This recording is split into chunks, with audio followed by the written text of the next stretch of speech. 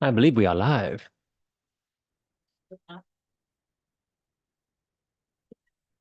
Was good timing, yeah. Are in. All right, very good.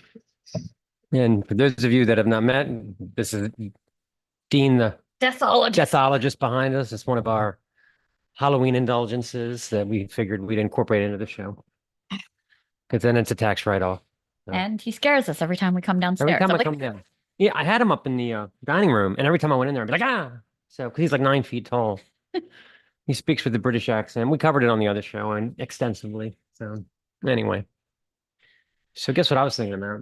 oh, Kind of a fond memory, or was it first? When my daughter was younger, her school would have every year they'd have a bingo fundraiser, and it was a lot of fun the first couple of years, but then they started to let the riffraff in.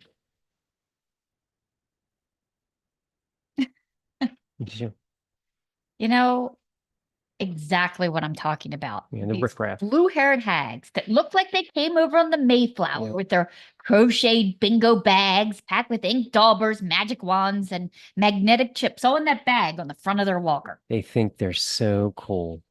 It got to the point where I was loading up on 5 cards at a time just to try to win my daughter a stuffed animal. My wife would ask me if I wanted a piece of pizza, and I was too flustered. I was like, "Don't talk to me, woman. Did he say N31 or N41? Fuck." Then you get that coy little chirp. Bingo! And we're all like, "God damn it." The real ringers. Oh God. I hate the fake when they fake that incredulity that they won. I already had four corners 10 minutes ago, but I wanted to give you young whippersnappers a chance. Yeah, okay, Dottie. I just removed one of the tennis balls from your walker, so have fun getting out of here tonight.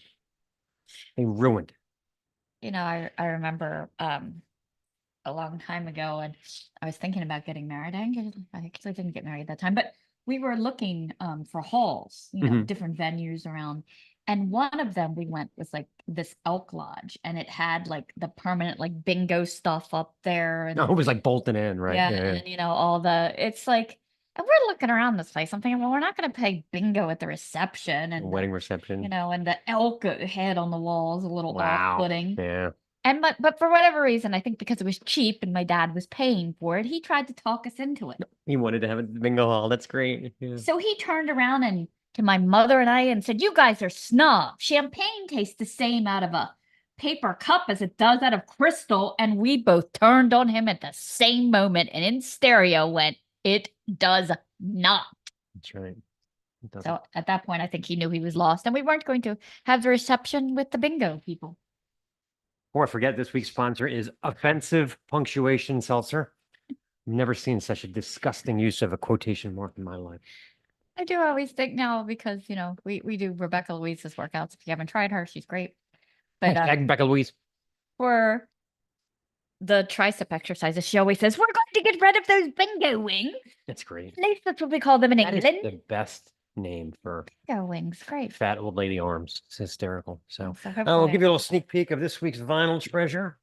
You may know it, you may not know it. You'll know it after today. Verbal abuse rocks your liver, baby. All this and more. How much would you pay? yeah, we have some bands this week that are a little bit of a blast in the past, but they are back and better than Yeah, ever. the whole theme of the show this week is kind of like the old dogs, new tricks. Yeah, that So, are doing it better than ever before. So we have a bunch for you, a great interview. So don't forget to tune in later. okay. So till next time, peace out. Get out. The states will be trapped here all night.